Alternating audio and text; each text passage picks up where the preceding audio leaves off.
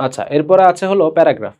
এখন প্যারাগ্রাফ নিয়ে আমাদের বিভিন্ন ধরনের সমস্যা আছে। সেটা হলো যে প্রথম যে সমস্যা সেটা হলো আমরা মুখস্থ করি। মুখস্থ করবা, ঠিক আছে, কোনো সমস্যা নাই। এবং কি কি প্যারাগ্রাফ পড়লে তোমাদের সুবিধা হবে, কি কি প্যারাগ্রাফ বেশি ইম্পর্টেন্ট এবং প্রায় প্রত্যেকবারই আসে, সেগুলো আমরা তোমাদেরকে জানিয়ে দেবো, ঠিক আছে। বাট পরীক্ষার হলে গিয়ে যদি ভুলে যাও তখন কি করবা? এবং তোমরা আসলেই ভুলে যাও অনেকে পরীক্ষার হলে গিয়ে। তো সেজন্য ওই প্যানিক না করে যে জিনিসটা মাথায় রাখবা, প্যারাগ্রাফটা কিভাবে লিখতে হয়। এটা প্যারাগ্রাফের একটা কিছু নির্দিষ্ট স্ট্রাকচার আছে এবং এক্সামিনার আসলে ওইটাই খোঁজে। তোমরা কি ইভেন এটা জানো যে তোমাদের বিভিন্ন গ্রামার বইয়ে যে প্যারাগ্রাফ গুলো দেওয়া থাকে সেখানেও অনেক সময় স্ট্রাকচার মেনটেন করা হয় না। তো প্যারাগ্রাফের স্ট্রাকচার গুলো যদি তোমরা জেনে যাও, পরীক্ষার হলে গিয়ে এক্সাক্ট প্যারাগ্রাফটা যদি ভুলেও যাও, স্ট্রাকচার মেনে কয়েকটা জিনিস ঠিকঠাক ভাবে লিখে আসতে পারলে তুমি ফুল নাম্বার পাবে। ফুল নাম্বার না পেলেও যদি প্যারাগ্রাফে ফুল নাম্বার না দেয়, ধরো 15-র মধ্যে তুমি কমপক্ষে 14 পাবে, ঠিক আছে। তো এই জিনিসগুলো মাথায় রেখে প্যারাগ্রাফ লিখবা এবং কি সেই জিনিসগুলো সেগুলো নিয়ে আমরা এখন আলোচনা করব। দেখো, আচ্ছা, টাইপস অফ প্যারাগ্রাফ এটা লিখছি কেন, কারণ তোমাদের প্যারাগ্রাফ আসে হলো এই তিনটার মধ্যে থেকে। হয় ডেসক্রিপটিভ আসে, মানে সেকেন্ড পেপারের কথা বলতেছি, হয় ডেসক্রিপটিভ আসে, না হয় কজ অ্যান্ড ইফেক্ট অথবা কম্পেয়ার কন্ট্রাস্টের মধ্যে একটা আসে। আর ন্যারেটিভ প্যারাগ্রাফ যেটা, এটা এখন তোমাদের দরকার নাই, দরকার আছে অ্যাকচুয়ালি, মানে স্টোরি যখন লিখবা তখন ন্যারেটিভ প্যারাগ্রাফটা দরকার আছে, বাট আমি এখন ন্যারেটিভ প্যারাগ্রাফ নিয়ে আলোচনা করব না, ঠিক আছে। ন্যারেটিভ প্যারাগ্রাফটাই মূলত স্টোরি, মূলত এটা স্টোরি। আচ্ছা, তো ন্যারেটিভ প্যারাগ্রাফ নিয়ে আলোচনা করতেছি না আমরা, যেহেতু স্টোরি নিয়ে আলোচনা করছি অলরেডি। আমরা ডেসক্রিপটিভ, কজ এন্ড এফেক্ট আর কম্পেয়ার কন্ট্রাস্ট নিয়ে আলোচনা করব, ঠিক আছে। যে প্যারাগ্রাফগুলো কিভাবে লেখে, কোন কোন পার্ট প্যারাগ্রাফের মধ্যে যদি ঠিকঠাক ভাবে রাখতে পারো তাহলে এক্সামিনার তোমাকে ভালো নম্বর দিবে, সেই জিনিসগুলো আমরা একটু দেখে আসি। দেখো, paragraph typically has three parts, তিনটা পার্টে একটা প্যারাগ্রাফ লিখতে হয়। প্রথমে আছে টপিক সেন্টেন্স, যেটা রচনা লেখার সময় আমরা ভূমিকা লিখি না, এটা হলো সেই টপিক সেন্টেন্স। শেষে আছে কনক্লুডিং সেন্টেন্স, এটা হলো উপসংহার, ঠিক আছে, উপসংহার টানার একটা সেন্টেন্স। আর মাঝখানে আছে সাপোর্টিং ডিটেইলস, এটা হলো আমাদের প্যারাগ্রাফের মূল অংশ, মূল বডি। এই তিনটা পার্ট যদি তুমি ঠিক রাখো তাহলে তোমার প্যারাগ্রাফ 1 নম্বর, ঠিক আছে। এবার তিনটা পার্ট কিভাবে লিখতে হয় আমরা একটু দেখি। তিনটা পার্ট কি সেটা আমরা আগে দেখি। ধরো একটা প্যারাগ্রাফ আমার লেখা লাগবে সাপোর্টিং ডিটেইল, সরি কি বলতেছি, একটা প্যারাগ্রাফ লেখা লাগবে। ধরো যে প্যারাগ্রাফটার নাম মাই ফেভারিট পোয়েট। এখন মাই ফেভারিট পোয়েট নিয়ে প্যারাগ্রাফ লিখতে গিয়ে আমি এই যে তিনটা পার্টে এটাকে ভাগ করছি, ঠিক আছে। এটা আমি ছোট অল্প কথাই লিখছি, বাট প্যারাগ্রাফ যখন তোমরা লিখবা আরো একটু বেশি করে লিখবা। আচ্ছা, এইটা হলো আমাদের টপিক সেন্টেন্স। কেন টপিক সেন্টেন্স, কিভাবে টপিক সেন্টেন্স আমি বলি। টপিক সেন্টেন্স হলো সেই সেন্টেন্স যেই সেন্টেন্সটা প্যারাগ্রাফের শুরুতে থাকে এবং সেই সেন্টেন্সের মাধ্যমে আমরা পুরো প্যারাগ্রাফে কি লিখতে যাচ্ছি সেই সম্পর্কে একটা ব্রিফ আইডিয়া দিয়ে আসি। My favourite poet is Kazi Nazrul Islam, chiefly because of his unique style of writing, his wordings in his writings and also because of his lifestyle। তার মানে কাজী নজরুল ইসলাম আমার ফেভারিট পোয়েট। কবিতা কিন্তু সরি কি বলে প্যারাগ্রাফ কিন্তু আসছে ফেভারিট পোয়েট কে, তার মানে প্রথমেই আমাকে লিখতে হবে আমার ফেভারিট পোয়েট কে। আমার ফেভারিট পোয়েট কাজী নজরুল ইসলাম, এই যে লিখে দিলাম, আমার টপিক সেন্টেন্স ডান। মূলত এই পর্যন্ত লিখলেই চলে, বাট তুমি যদি চাও কাজী নজরুল ইসলাম তোমার কেন ফেভারিট পোয়েট এটা তুমি লিখতে পারো। কেন লিখবা, কারণ পরবর্তীতে কাজী নজরুল ইসলাম কেন তোমার ফেভারিট পোয়েট এই জিনিসগুলো তোমাকে প্রমাণ করতে হবে সাপোর্টিং ডিটেইলস যখন লিখবা। আর মূলত এইটাই তোমার প্যারাগ্রাফ লেখার কারণ, যে সে কেন আমার ফেভারিট পোয়েট, তোমাকে প্রুফ করতে হবে যে সে আমার ফেভারিট পোয়েট। তো কাজী নজরুল ইসলাম পর্যন্ত আমাদের টপিক সেন্টেন্স, বাট আমি এখানে পুরো প্যারাগ্রাফে আর কি কি লিখবো সেই সম্পর্কে একটা আইডিয়া দিয়ে দিছি। সেই আইডিয়াটা কি, যে কাজী নজরুল ইসলামকে আমি পছন্দ করি তার ইউনিক রাইটিং স্টাইলের কারণে, তার শব্দ চয়নের কারণে, আর তার ইউনিক লাইফস্টাইলের কারণে, ঠিক আছে। এখন সেগুলো কিভাবে আমাকে আমার উপর ইম্প্যাক্ট করছে সেটা আমি একটু বলি। যে প্রাইমারিলি আই লাইক কাজী নজরুল ইসলাম, এইটা হলো তোমার সাপোর্টিং ডিটেইল। এই প্রাইমারিলি এখান থেকে শুরু করে এই পর্যন্ত তোমার সাপোর্টিং ডিটেইল। তার মানে টপিক সেন্টেন্সে আমরা যেটা বলবো, যেই দাবিটা করবো, সেই দাবি সপক্ষে যে প্রমাণ দিবা, এই প্রমাণটাই হলো আমাদের সাপোর্টিং ডিটেইল। সাপোর্ট মানে সমর্থন করা, তোমার দাবিকে সমর্থন করার জন্য যে পার্টটা লিখবো আমরা সেটা হলো সাপোর্টিং ডিটেইলস। আর ডিটেইল মানে মানে এখানে আমরা বিস্তারিত সবকিছু বর্ণনা করব। Primarily I like Kazi Nazrul Islam because of how he combines vivid thoughts I find in his writings starting from love to war। তার মানে আমি তো বললাম যে কাজী নজরুল ইসলাম ইউনিক স্টাইল অফ রাইটিং আছে, কেন সেটা কিভাবে ইউনিক এটা আমাকে প্রমাণ করতে হবে। কোথায়? সাপোর্টিং ডিটেইলে। তাহলে আমার প্রথম সাপোর্টিং ডিটেইল হলো যে কাজী নজরুল ইসলাম কিভাবে অনেক অনেক আইডিয়া তার একই লেখার মধ্যে, তার বিভিন্ন লেখার মধ্যে একই সাথে কম্বাইন করে। যেমন ধরো যে বিদ্রোহী কবিতা, বিদ্রোহী কবিতার মধ্যে যেমন অনেক মিথিক্যাল ফিগার আছে, তোমার প্রেমিক ফিগারও আছে, যেমন অরফিয়াস, অরফিয়াসের কথা আছে। অরফিয়াস একজন প্রেমিক, সে কিন্তু কোনো যোদ্ধা না। আবার যোদ্ধার কথাও আছে, বলরামের কথা আছে, তাই না? মানে রামায়ণ মহাভারত হোয়াটেভার কোথা থেকে বলরামের কথাও আছে, আবার অরফিয়াসের কথাও আছে। দুইটা দুই কিসিমের মানুষ, একজন প্রেমিক একজন যোদ্ধা, দুইজনকে এক জায়গায় কম্বাইন করছে। এই যে আমি এইগুলো বলে প্রমাণ করার চেষ্টা করলাম যে কাজী নজরুল ইসলামের স্টাইল অফ রাইটিংটা ইউনিক, এইটাই হলো সাপোর্টিং ডিটেইল। তার মানে আমার এই পয়েন্টটাকে আমি প্রমাণ করলাম প্রথম সাপোর্টিং ডিটেইলের মাধ্যমে। দ্বিতীয় সাপোর্টিং ডিটেইলে কি বললাম? I like the way he chooses words from more than one language and incorporates them skilfully into his creations. তার মানে তার শব্দচয়নকে বলছি আমি আমার পছন্দ। তাহলে সে কিভাবে তার শব্দচয়ন আমার পছন্দ? এই কারণে যে বিভিন্ন ভাষা থেকে সে শব্দ নিয়ে এসে তার লেখার মধ্যে ঢুকাই দেয়। যেমন ধরো যে একটা গান আছে, আলগা করগ খোপার বাঁধন দিল বহি মেরা ফাসকেই, ঠিক আছে? এই যে দেখো উর্দু না হিন্দি এখান থেকে এনে তার বাংলার মধ্যে কম্বাইন করে দিছে। এইটা প্রমাণ, এই যে প্রমাণ দিচ্ছি আমি, এটা হলো সাপোর্টিং ডিটেইল। তার মানে সেকেন্ড পয়েন্টটাকে আমি প্রমাণ করলাম আমার সেকেন্ড সাপোর্টিং ডিটেইলে। এরপর আসো তৃতীয় সাপোর্টিং ডিটেইল। তৃতীয় একটা দাবি করছিলাম আমি কি, also because of his lifestyle. তার মানে কাজী নজরুল ইসলামের শুধু লেখাই আমার পছন্দ না, তার লাইফস্টাইলটা আমার পছন্দ। সেটা বলার জন্য আমি কি বললাম? However, apart from his poetic skills, I have much interest in his bohemian lifestyle as well, which makes me like him all the more. তার মানে তার তার লাইফস্টাইল কেন আমার পছন্দ? কারণ তার লাইফস্টাইলটা বোহেমিয়ান। বোহেমিয়ান মানে হলো ভবঘুরে লাইফস্টাইল। তার ভবঘুরে লাইফস্টাইল আমার পছন্দ, সেজন্য আমি বললাম যে কাজী নজরুল ইসলামের লাইফস্টাইল আমার এই কারণে পছন্দ। তার মানে দেখো, প্রথমে আমি যে দাবিগুলো করলাম, এটা হলো আমার টপিক সেন্টেন্স, এটা হলো আমার প্যারাগ্রাফের শুরুতে করতে হয়, এটা আমার টপিক সেন্টেন্স। সেগুলোকে প্রমাণ করার জন্য আমাকে কি করতে হয়? প্রমাণ করার জন্য আমাকে সাপোর্টিং ডিটেইলে কিছু কথা বলতে হয়, ঠিক আছে? তারপরে শেষে গিয়ে একটা উপসংহার টানতে হয়। এই যে আমি এতগুলো কথা বললাম, এই কারণেই কাজী নজরুল ইসলাম আমার ফেভারিট পোয়েট, ঠিক আছে? কিংবা এই কারণেই Kazi Nazrul Islam is such a great poet, ঠিক আছে? শেষে এসে মূলত এটা হলো বাংলা বাংলা কথা বা বাংলা নিয়ম, সেটা হলো কি যে তুমি টপিক সেন্টেন্সে যা লেখো, এটাই মূলত এই শেষ সেন্টেন্সে এসে এটাকেই ঘুরিয়ে পেঁচিয়ে লিখতে হয়, ঠিক আছে?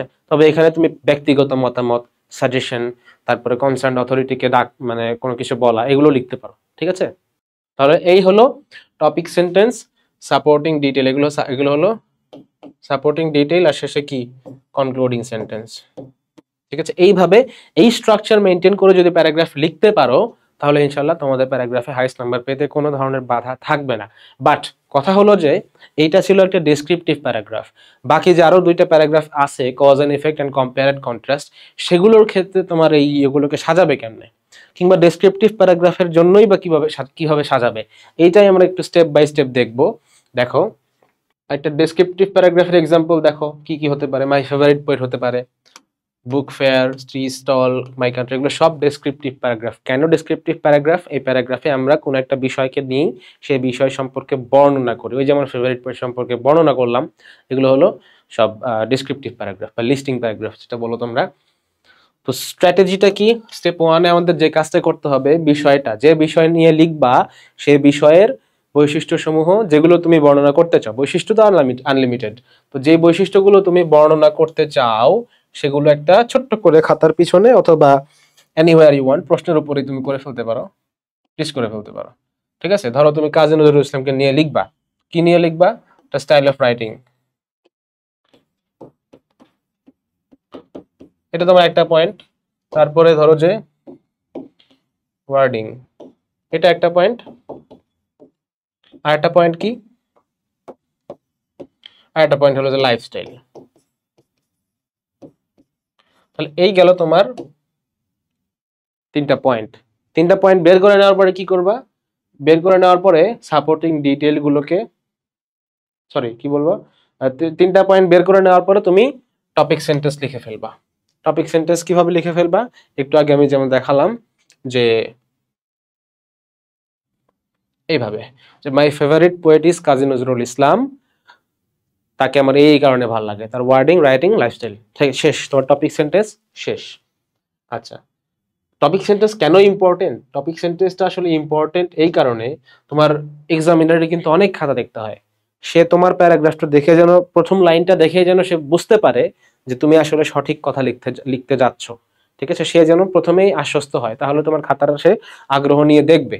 ঠিক আছে, আর এরকমটা যদি না হয় তাহলে সে প্রথমেই ইন্টারেস্ট হারায় ফেলবে। তুমি যদি অনেক জাবর কেটে, অনেক ঘুরায় পেঁচায়, অনেক কথাবার্তা বলে তারপরে মূল কথায় যাও, যে সকলেরই কিছু অনেক একজন ফেভারিট পোয়েট থাকে, ফেভারিট পোয়েট থাকা অনেক উপকারী, ফেভারিট পোয়েট না থাকলে এই হয় সেই হয়, এগুলো বলার পরে যখন তুমি যাবে মূল প্যারাগ্রাফ লিখতে, তোমার এক্সামিনার প্রথমে বিরক্ত হয়ে যাবে।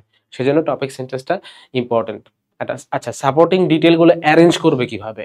আমরা কাজী নজরুল ইসলামের ক্ষেত্রে যে জিনিসটা দেখছি, আমাদের প্রথমে যে জিনিসটা করতে হয়, আমাদের প্রমিনেন্ট ক্যারেক্টারিস্টিক্স থেকে ডমিনেন্ট ক্যারেক্টারিস্টিকে যেতে হয়। মানে প্রমিনেন্ট বৈশিষ্ট্য মানে যেটা বেশি স্পষ্ট বৈশিষ্ট্য, তার লেখার জন্য কাজী নজরুল ইসলাম মূলত বেশি পরিচিত, তাই না? তার লেখাজোখা মানে সাহিত্যকর্মের জন্য। সেজন্য দেখো আমি প্রথম সাপোর্টিং ডিটেইলটা কি নিয়ে লিখছি, তার রাইটিং নিয়ে। তারপর দ্বিতীয়টা কি লিখছি, দ্বিতীয়টা লিখছি ওয়ার্ডিং নিয়ে। ওয়ার্ডিংটা লেখার সাথে সম্পৃক্ত, বাট অ্যাকচুয়ালি লেখা না। ঠিক আছে, তার সবচেয়ে ইম্পর্টেন্ট ফিচার হলো সে কিভাবে লেখে। তারপর ওয়ার্ডিংটা লেখার সাথে সম্পৃক্ত, আর তার লাইফস্টাইলটা, সেটা কেন ইম্পর্টেন্ট, সেটা ইম্পর্টেন্ট যে আমার তাকে পছন্দ এই কারণে। বাট এটা কিন্তু তার মূল বা ইম্পর্টেন্ট বা স্পষ্ট কোনো বৈশিষ্ট্য না, এটা তার একটা ডমিনেন্ট বৈশিষ্ট্য। তো এইভাবে আমাদের সাপোর্টিং ডিটেলগুলোকে সাজাতে হয়। তোমরা এগুলো পড়ে নেবে, তাও আমি একটা ওভারভিউ দিয়ে দিচ্ছি। যে কোনো পার্সন, অ্যানিমাল বা অবজেক্ট, এগুলো নিয়ে যখন বর্ণনা করতে যাবে, তখন প্রথমে আসবে ফিজিক্যাল ফিচারে। ঠিক আছে, ফিজিক্যাল ফিচার আবার কিভাবে বর্ণনা করবে? মাথা থেকে পা পর্যন্ত, অথবা যদি ল্যাটারাল কোনো অবজেক্ট হয় তাহলে এই পাশ থেকে এই পাশ পর্যন্ত, এরকম। তারপরে ক্যারেক্টারিস্টিক্স, ঠিক আছে, প্রথমে বাহ্যিক ক্যারেক্টারিস্টিক, তারপরে ইনার ক্যারেক্টারিস্টিক, তারপরে আসবে হলো অ্যাক্টিভিটি বা ফাংশন, কি করে না করে, গরু ছাগল হাবি যাবে এগুলো। আচ্ছা, আদার্স আর কি আছে? সিগনিফিকেন্স, ইউজ, ড্রব্যাকস, এগুলো মানে ইম্পর্টেন্স, গুরুত্ব, উপকারিতা, অপকারিতা, এগুলো। যদি প্যারাগ্রাফ লেখো প্লেস নিয়ে, তাহলে প্লেসের লোকেশন সবার আগে দেবে। ঠিক আছে, সেই লোকেশনের মধ্যে আবার প্রথমে জেনারেলাইজ, তারপর স্পেসিফিক। বাংলাদেশের অমুক জায়গা, অমুক জায়গা, অমুক জায়গা, ঠিক আছে, এইভাবে আগে অমুক জায়গা, তারপর বড় জায়গা, তারপর বাংলাদেশ, এইভাবে দিব না। এরপরে scenery, activity of the crowd, সেই জায়গায় মানুষজন কি করতেছে, এইটা লেখাটাও ইম্পর্টেন্ট। তো কোনো প্লেসের বর্ণনা যদি দিতে চাও, যেমন টি স্টল নিয়ে যদি প্যারাগ্রাফ আসে, তাহলে টি স্টলের লোকেশন তো বলার কিছু নাই, টি স্টল কোথায় কোথায় থাকতে পারে এটা বলতে পারো। তারপরে কি বলবা? তারপরে বলবো যে টি স্টলের দৃশ্যটা কেমন হয়, কিরকম দেখতে হয়, এক পাশে চুলা থাকে, চায়ের দোকানদার থাকে, এক পাশে বেঞ্চ থাকে বা চেয়ার টেবিল থাকে।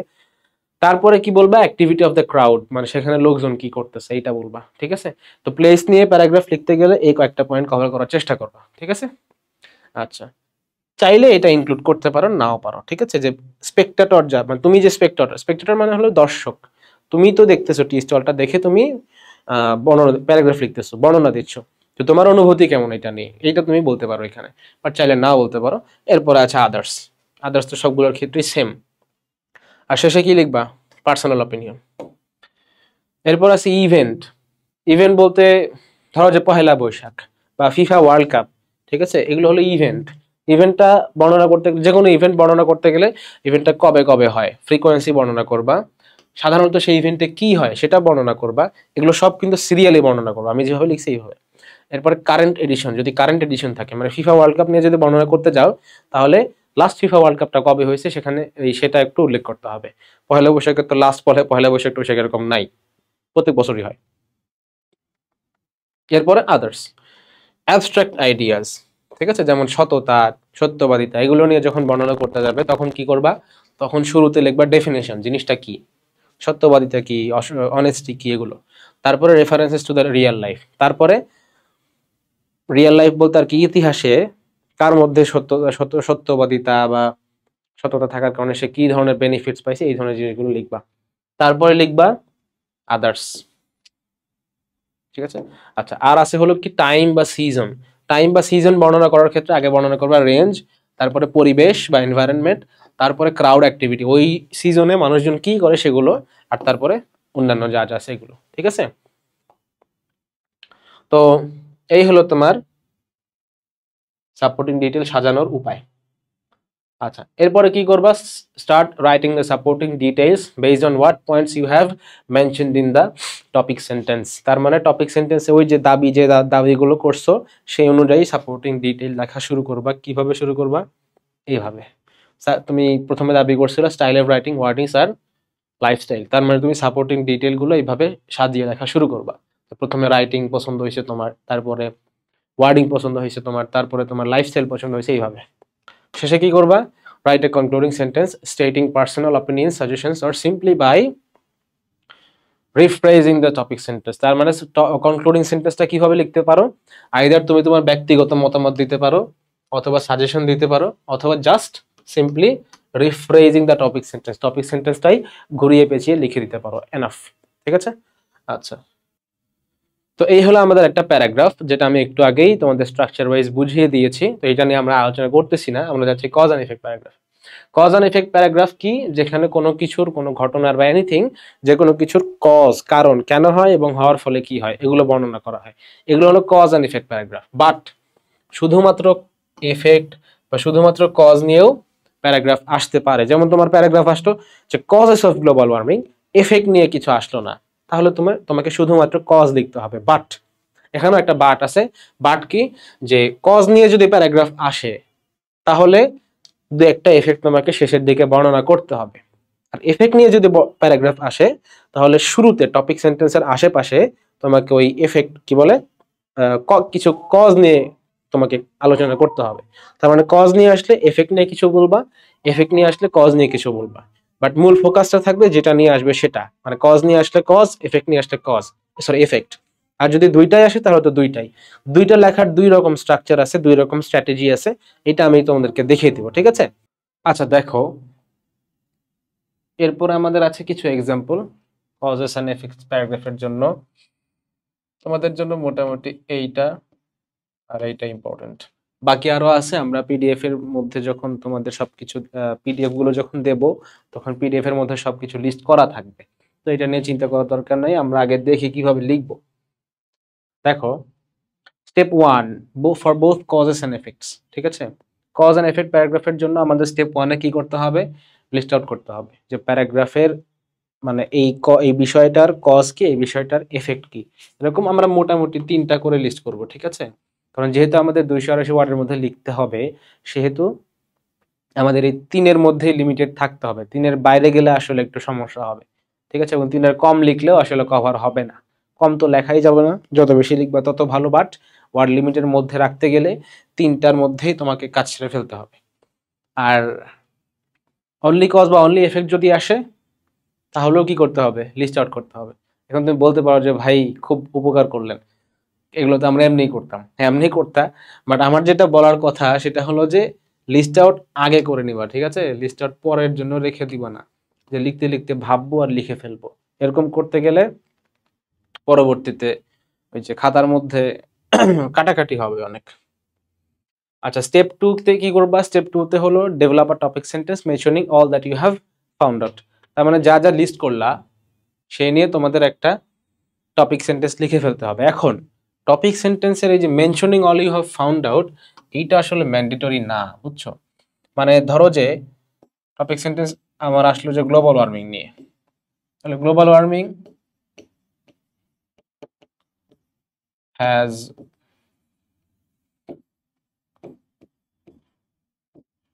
several causes.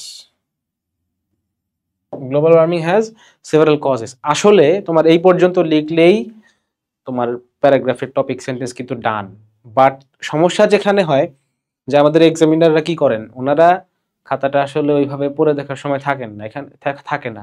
আসলে ওনাদেরও এখানে দোষ নাই, অনেকগুলো খাতা একজনকে দেখতে হয়, আর পার খাতা 2 টাকা করে পায়। তো সেজন্য পুরোটা পড়ে দেখার মতো এনার্জি, ইচ্ছা, তোমার সময় কিছুই থাকে না। সেজন্য তুমি যদি এই প্রথম লাইনের মধ্যে আমি যেটা করছিলাম, তোমাদের ডেসক্রিপটিভ প্যারাগ্রাফ যেটা দেখাইলাম, সেখানে যে কাজ করছিলাম যে আমি সাচেস দিয়ে একটা মানে কজগুলোকে মোটামুটি ফ্রেজ এবং ওয়ার্ড আকারে লিখে দিছিলাম। এতে করে কি সুবিধা হয়েছে, এক্সামিনার যদি আমার খাতা দেখতেন, তিনি কি করতেন? তিনি প্রথম লাইনে বুঝে যেতেন যে আসলে আমার কোন জায়গাটা, আমার কি কি টপিক, কি কি কজ বা কি কি এফেক্ট বর্ণনা করতে যাচ্ছি। ঠিক আছে? তাহলে এটা তার জন্য সুবিধা হতো। ওকে, সে তাহলে বুঝতে পারতো যে এই কজ সে বর্ণনা করবে, নাম্বার দিয়ে দিই এরকম। তো আসলে তোমার এই সেভারাল কজ এ পর্যন্ত লিখলেই এনাফ, ঠিক আছে। বাট যদি তুমি চাও, এবং আমি স্ট্রংলি সাজেস্ট করি, সেটা হলো এই সাচ অ্যাজ লেখার পরে তুমি ওই পার্টগুলো লিখবে। এবং এটা সব প্যারাগ্রাফের ক্ষেত্রেই, ডেসক্রিপটিভ এবং কম্পেয়ার কন্ট্রাস্ট এগুলো সবগুলোর ক্ষেত্রেই আসলে এভাবে লেখাটা উচিত। তো এই প্যারাগ্রাফগুলো আমি নিছি হলো যে এই ওয়েবসাইট থেকে, ঠিক আছে, এই সম্ভবত ইউনিভার্সিটি অফ ম্যানচেস্টার বা এরকম। এই প্যারাগ্রাফটাও এখান থেকেই, পেনিউড ম্যানচেস্টার কিছু একটা কোনো ইউনিভার্সিটির ওয়েবসাইট থেকে। তো এখানে ওরা যেটা করছে, ওরা ওই যে আমি শর্ট যে টপিক সেন্টেন্সটা দেখালাম ওই স্টাইলে লিখছে, global warming is a long term rise in earth temperature due to human activities and natural factors. তার মানে সে কি বর্ণনা করবে, human activity and natural factor. তার টপিক সেন্টেন্স মোটামুটি এখানে ডান। সে গ্লোবাল ওয়ার্মিং এর ডেফিনেশনও দিছে যেমন, এবং কি কি কারণে হতে পারে গ্লোবাল ওয়ার্মিং সেটাও বলে দিচ্ছে, ঠিক আছে। এটা মূলত একটা cause and effect paragraph.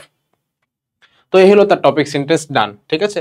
But তুমি এখানে প্লাস কি লিখতে পারতা, যে কজগুলো হলো এইগুলো, এইগুলো, এইগুলো, আর এফেক্ট গুলো কি কি, যে ধরো যে food shortage, economic instability, loss of biodiversity, এইভাবে লিখতে পারতা, ঠিক আছে। এটা তো আপ টু ইউ। আচ্ছা, আর শুধু কজ প্যারাগ্রাফ দিয়ে একটা এক্সাম্পল দিয়েছি, সেখানে দেখো এখানেও সেই টপিক সেন্টেন্সটা এভাবেই লিখছে, হেডেক্স ক্যান হ্যাভ সেভারাল কজেস। সেই কজগুলো কি কি হতে পারে, এই যে স্ট্রেস, ডায়েট, আর কি, আর হতে পারে অ্যালার্জি, ঠিক আছে। অ্যালার্জি একটা কারণ, তাহলে স্ট্রেস, ডায়েট, অ্যালার্জি।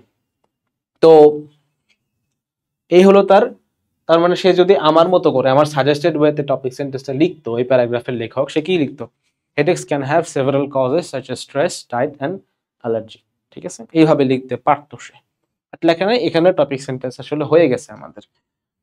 এবার দেখো সেকেন্ড পার্টে কি করবা তুমি, বোথ কজ অ্যান্ড এফেক্ট প্যারাগ্রাফের জন্য আমাদের সাপোর্টিং ডিটেইল সাজানোর কিছু নিয়ম আছে। নিয়ম বলতে একটা মোটামুটি ডিফল্ট স্টাইল আছে, যেভাবে লিখলে তুমি আসলে সাপোর্টিং ডিটেইল গুলোতে সবগুলো পয়েন্ট কভার করে অল্প কথায় সেরে ফেলতে পারবা। সেটা হলো কি, সাপোর্টিং ডিটেইল আসলে মূলত লেখার নিয়ম 3 পার্টে, ঠিক আছে। মানে যদি 3টা পয়েন্ট থাকে তোমার 3 পার্টে লেখার নিয়ম। আর কজ এন্ড এফেক্ট প্যারাগ্রাফ যদি হয়, সেক্ষেত্রে আমরা কি করব, আমরা প্রথম সাপোর্টিং ডিটেইলে কজ বর্ণনা করব, সেকেন্ড সাপোর্টিং ডিটেইলে এফেক্টস বর্ণনা করব, আর থার্ড সাপোর্টিং ডিটেইলে রিমিডিস বর্ণনা করব। আর মাঝে মাঝে মাঝে আমরা এই কানেক্টরস গুলো ইউজ করব। প্রথম সাপোর্টিং ডিটেইলের জন্য এটা ইউজ করব, অ্যাজ আ রেজাল্ট ইউজ করব আমরা সেকেন্ড সাপোর্টিং ডিটেইলের জন্য, আর থার্ড সাপোর্টিং ডিটেইলের জন্য ইউজ করব হাউএভার। কেন অ্যাজ আ রেজাল্ট ইউজ করব, কারণ যেহেতু আমরা সেকেন্ড সাপোর্টিং ডিটেইলে এফেক্ট বর্ণনা করতেছি, তার মানে কি, তার মানে হলো কোন একটা কিছু হয়েছে তার ফলে এটা হয়েছে, এই জন্য অ্যাজ আ রেজাল্ট বা কনসিকুয়েন্টলি এই ধরনের সাপোর্টিং ডিটেইল গুলো আমরা ইউজ করব। এক্সাম্পল দেখলে তোমাদের ক্লিয়ার হয়ে যাবে। দেখো এই সেম প্যারাগ্রাফটাই আমরা সাপোর্টিং ডিটেইলে যাই, দেখো আমাদের এখানে তো টপিক সেন্টেন্স শেষ, তাই না। আমরা এখন সাপোর্টিং ডিটেইলে যাই। দেখো প্রথম সাপোর্টিং ডিটেইলটা, the primary cause is the excessive emission of greenhouse gases such as carbon dioxide, blah blah blah, তারপরে এখানে শেষ। এইটা আমাদের প্রথম সাপোর্টিং ডিটেইল, ঠিক আছে। প্রথম সাপোর্টিং ডিটেইল, প্রথম সাপোর্টিং ডিটেইলে কি করলো, কজ বর্ণনা করা হলো। আরেকটা জিনিস মাথায় রাখবা, আমি তোমাদের যে ডেমো প্যারাগ্রাফটা দেখাইছি ওখানে আমি এক লাইনেই সাপোর্টিং ডিটেইল একটা শেষ করে দিছি, বাট ইন রিয়েল সেন্স আসলে তোমার এক লাইনে লিখলে কুলাবে না, তোমাকে 1 লাইন 2 লাইন, ঠিক আছে। সাপোর্টিং ডিটেইল লেখার জন্য আইডিয়াল লাইন সংখ্যা হলো 2টা। তার মানে আমি যে কাজী নজরুল ইসলামের ওয়ার্ডিং নিয়ে বললাম, ওয়ার্ডিং নিয়ে বলার পর তোমাকে ওয়ার্ডিং নিয়ে আরো কিছু সামান্য ইনফরমেশন পরবর্তী আরেকটা লাইনে দিতে হবে, ঠিক আছে। তো এক লাইনে সাপোর্টিং ডিটেইল শেষ করে দেওয়া যাবে না। আচ্ছা, the effects of global warming are severe, তার মানে সেকেন্ড সাপোর্টিং ডিটেইলটা আমাদের শুরু হলো কিভাবে, এফেক্ট বর্ণনা করে, বর্ণনা করে এটা কোন পর্যন্ত গেল, এই পর্যন্ত গেল, ঠিক আছে, স্প্রেড অফ ডিজিজেস পর্যন্ত। তাহলে এখানে এটা হলো আমাদের সাপোর্টিং ডিটেইল নাম্বার 2। এরপরে আছে দেখো রিমিডি, আমি কি বলছিলাম, রিমিডি বা প্রতিকার, প্রতিকার, তাই না, রিমিডি, রিমিডি বর্ণনা করতেছে। দেখো এর পরেরটাতে, টু কমব্যাট গ্লোবাল ওয়ার্মিং, মানে গ্লোবাল ওয়ার্মিং কে কমব্যাট মানে ফাইট করার জন্য আমাদের কি করতে হবে, টু কমব্যাট গ্লোবাল ওয়ার্মিং, ধরো এই পর্যন্ত, ঠিক আছে। এখানে সব পুরোটাতে কি লেখা আছে, যে কি কি করলে আমাদের গ্লোবাল ওয়ার্মিংটা কমে আসবে। তার মানে আমার কথা অনুযায়ী দেখো এখানে মিলছে কিনা, যে প্রথম সাপোর্টিং ডিটেইলটা ছিল কজ বর্ণনা করে, সেকেন্ড সাপোর্টিং ডিটেইলটা হলো এফেক্ট বর্ণনা করে, আর থার্ড সাপোর্টিং ডিটেইলটা হলো রিমিডি বর্ণনা করে। এইটা হলো কজ অ্যান্ড ইফেক্ট প্যারাগ্রাফ লেখার জন্য, মানে যেখানে both cause and both effect থাকবে, মানে বোথ কজ অ্যান্ড ইফেক্ট মানে দুইটাই থাকবে, সেসব প্যারাগ্রাফের ক্ষেত্রে কি করব আমরা এইভাবে লিখবো, একটা সাপোর্টিং ডিটেইল লিখবো কজ কজ দিয়ে, তারপর আরেকটা সাপোর্টিং ডিটেইল লিখবো কি নিয়ে, ইফেক্ট নিয়ে, আরেকটা সাপোর্টিং ডিটেইল লিখবো তোমার রিমিডি নিয়ে। ঠিক আছে, only through collective efforts can we mitigate, এটা হলো আমাদের কনক্লুডিং সেন্টেন্স। আচ্ছা, এটাতে পড়া যায়, আমরা দেখি only cause and only effect প্যারাগ্রাফের ক্ষেত্রে আমরা আসলে কি করব। তখন আমাদের সাপোর্টিং ডিটেলগুলো সাজানোর উপায় কি, তখন যে আমরা কাজটা করব সেটা হলো কি, যে ধরো শুধু কজ বা শুধু এফেক্ট, তাহলে আমরা প্রথম লাইনেতে বর্ণনা করেই নিচ্ছি যে এই হলো আমাদের কজ, এই হলো এফেক্ট। তাহলে তারপরের লাইন থেকে আমরা যেটা লেখা শুরু করব সেটা হলো কি, firstly the first cause of global warming is blah blah blah, ঠিক আছে, second cause of global warming is blah blah blah, this and that, এগুলো এইভাবে মোট কথা এটা হলো তোমার ওই যে কাজী নজরুল ইসলামের প্যারাগ্রাফের মতো। এটা কি করবা, এখানে তুমি মোটামুটি জাস্ট টপিক সেন্টেন্সটা শেষ হলে একের পর এক তুমি সাপোর্টিং ডিটেইলগুলো বর্ণনা করে যাবা, মানে একটা একটা করে কজ বা একটা একটা করে এফেক্ট বর্ণনা করে যাবা। এক্সাম্পল দেখি, দেখো এই যে এইটা যেমন কজেস অফ হেডেক্স, হেডেক্স এর সেভারাল কজেস, আমাদের সাপোর্টিং ডিটেইল টপিক সেন্টেন্স এখানেই শেষ। এরপর থেকে শুরু হলো, দেখো one of the obvious cause is stress, এই একটা সাপোর্টিং ডিটেইল গেল। স্ট্রেস গুলো কিভাবে আসে, হাবি যাবে, এগুলো অনেক কিছু, এই পর্যন্ত শেষ, একটা সাপোর্টিং ডিটেইল আমাদের শেষ। Another reason for headaches in some people has to do with diet, ঠিক আছে, এই ক্যাফেইন পর্যন্ত, ঠিক আছে, ক্যাফেইন পর্যন্ত সেকেন্ড সাপোর্টিং ডিটেইল এখানে শেষ। এরপর আছে কি, দেখো এরপর আরেকটা আছে হলো allergy, other people may be allergic to salt. দেখো তো তাহলে এটা আছে কোন পর্যন্ত, আনাদার রিজন এখানে আছে ধরো ডায়েট, খাবার দাবার কোন পর্যন্ত আছে, এই পর্যন্ত। আর থার্ড পয়েন্ট কি, থার্ড কজ কি, থার্ড কজ হলো এনভায়রনমেন্ট, তার মানে এটা আর একটা সাপোর্টিং ডিটেইল। তাহলে এই পর্যন্ত হলো সাপোর্টিং ডিটেইল 2, আর এই পর্যন্ত হলো সাপোর্ট, এখান থেকে শুরু করে এগুলো হলো সাপোর্টিং ডিটেইল 3, আর এটা হলো আমাদের কনক্লুশন।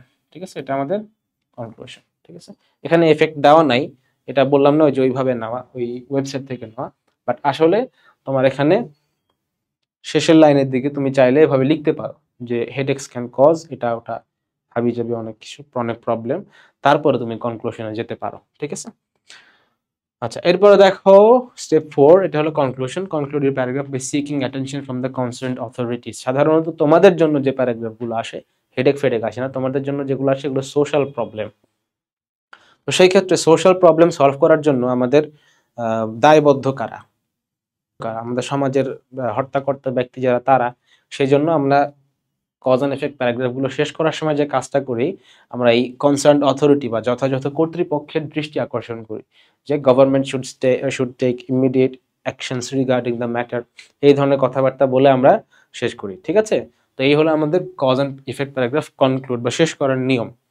যেমন এইখানে only through collective efforts can we mitigate, এখানে আমরা দিতে পারি যে government can take collective efforts and we can mitigate the impact of global warming in such a ways, এইভাবে। ঠিক আছে, কনসার্ন অথরিটিকে সাজেস্ট করতে পারো, অথবা যদি জনগণের কনসার্ন থাকে, সেখানে জনগণ যদি সেখানে দায়বদ্ধ থাকে, তাহলে সেভাবেও করতে পারো। ঠিক আছে, আচ্ছা এবার দেখো অনলি কজের জন্য এই যে এখানেও দেখো কি করছে, রিমিডি বা একটা সমাধান দিছে। মানে কনক্লুশনটা আসলে কোন নির্দিষ্ট নিয়ম নাই, কনক্লুশনে তুমি আসলে চাইলে আইদার সাজেশন দিতে পারো, পার্সোনাল অপিনিয়ন দিতে পারো, তারপরে কনসার্ন অথরিটিকে ইনভোক মানে কি বলতেছি, কনসার্ন অথরিটিকে তুমি অথরিটির কাছে কিছু চাইতে পারো, আবেদন করতে পারো। ঠিক আছে, তুমি বিভিন্ন ভাবে কনক্লুশন দিতে পারো, বাট টপিক সেন্টেন্স আর সাপোর্টিং ডিটেইল এই জিনিসগুলো একদম ধ্রুব সত্য, এগুলো যেভাবে বলছো ওইভাবেই লিখতে হবে। ঠিক আছে, এরপর দেখো কম্পেয়ার এন্ড কন্ট্রাস্ট প্যারাগ্রাফ। এটা হলো মূলত দুইটা জিনিসের মধ্যে তুলনা। ঠিক আছে, দুইটা জিনিসের মধ্যে তুলনা, কিভাবে তুলনা, যে আইদার সিমিলারিটিস অথবা ডিফারেন্সেস বর্ণনা করতে হবে। যেমন তোমাকে যদি বলে গ্রাম্য জীবন আর শহুরে জীবনের মধ্যে পার্থক্য অথবা তুলনা করতে, তোমাকে জাস্ট বলে দিল যে compare between rural and urban life, তুমি সেখানে পার্থক্য করতে পারো, তুলনাও করতে পারো, শুধু পার্থক্য করতে পারো, শুধু তুলনা করতে পারো। ঠিক আছে, কিংবা পার্থক্য তুলনা দুইটাই করতে পারো। ঠিক আছে, এটা হলো কম্পেয়ার এন্ড কন্ট্রাস্ট প্যারাগ্রাফ। এক্ষেত্রে দুইটা নিয়ম আছে। কম্পেয়ার এন্ড কন্ট্রাস্ট প্যারাগ্রাফের জন্য কিছু আলাদা মেথড আছে। দেখো, তার আগে দেখো যে তোমাদের জন্য কি কি আসতে পারে online and offline education, virtual life and rural real life হবে এটা, virtual life and real life. আর কি আসতে পারে, urban life and rural life. এছাড়াও আমি যেটা বলছি তোমাদের লিস্ট করে দেবো, চিন্তা করার কোনো কারণ নাই। আচ্ছা, start by listing out the features of the two things. প্রত্যেক প্যারাগ্রাফের ক্ষেত্রে আসলে লিস্টিং আউট করাটা ইম্পর্টেন্ট। তার মানে যে যে ফিচারগুলো কম্পেয়ার করতে চাচ্ছ তুমি, সেই ফিচারগুলোকে লিস্ট আউট করে ফেলো। লিস্ট আউট করে ফেলার পর কি করবা, এগুলো উল্লেখ করে একটা টপিক সেন্টেন্স লিখে ফেলবা যে রুরাল লাইফ আরবান লাইফের মধ্যে এই এই তফাৎ, এই এই জায়গায় এবং এই এই জায়গায় সিমিলারিটি। কিভাবে করবা সেটা দেখো।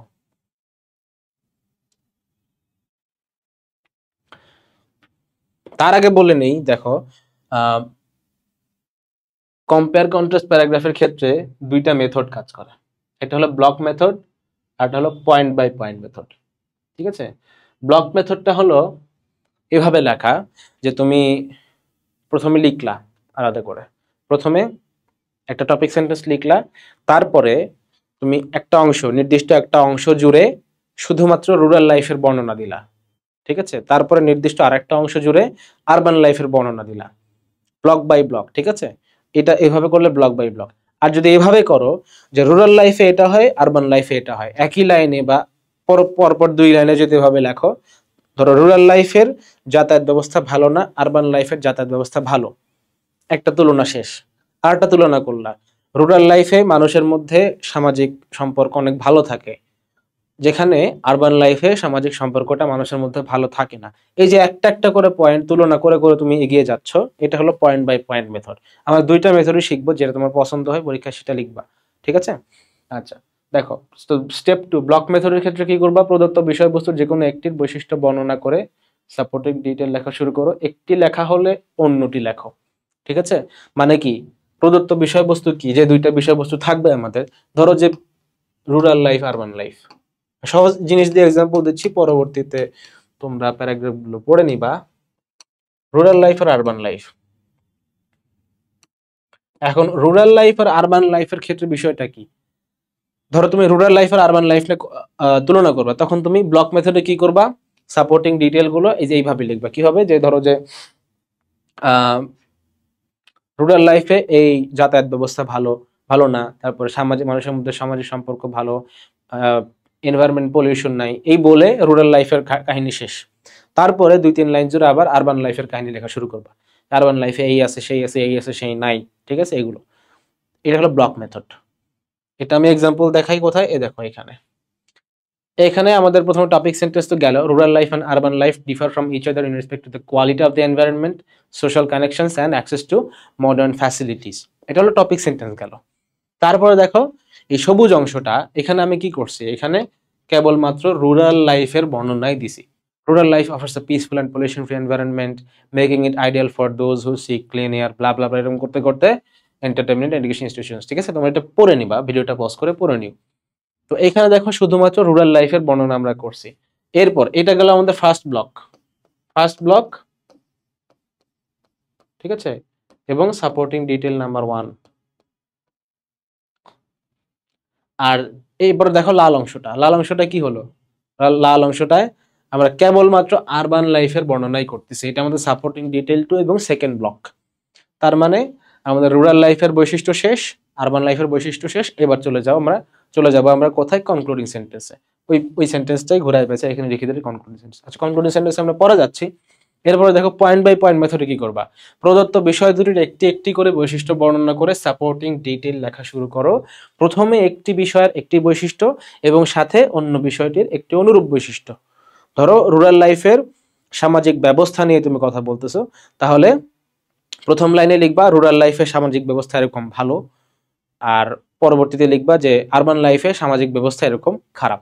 ঠিক আছে, এইভাবে একটা একটা করে অ্যাসপেক্ট নিবা, কম্পেয়ার করতে করতে আগাবা। ঠিক আছে, এটা হলো একটা মেথড। ট্রানজিশনাল মার্কার্স কি কি ইউজ করতে পারো এখানে, while, whereas, firstly, secondly, first of all, এগুলো যা যা যেখানে প্রয়োজন, যেখানে যেভাবে বসা সম্ভব ইউজ করতে পারো। আচ্ছা দেখো আমরা এক্সাম্পল দেখে আসি। এই যে in terms of the environment, rural areas offer a pollution-free atmosphere with fresh air and natural surroundings, while is a while connector, ঠিক আছে, while urban areas suffer from various forms of environmental pollution due to heavy traffic and industrial activity. এই যে সবুজ অংশটা, এটা হলো rural এরিয়ার একটা বৈশিষ্ট্য, আর এই অংশটা আরবান এরিয়ার একটা বৈশিষ্ট্য।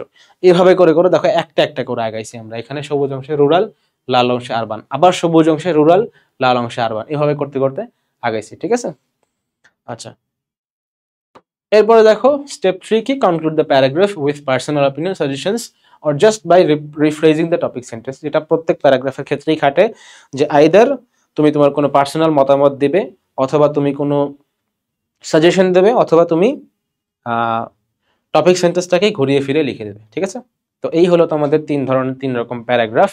এইগুলো যদি তোমরা এই মেথডে লেখো, আমি তোমরা 100% গ্যারান্টি দিচ্ছি 13-র নিচে কেউ পাবা না ইনশাআল্লাহ, ঠিক আছে।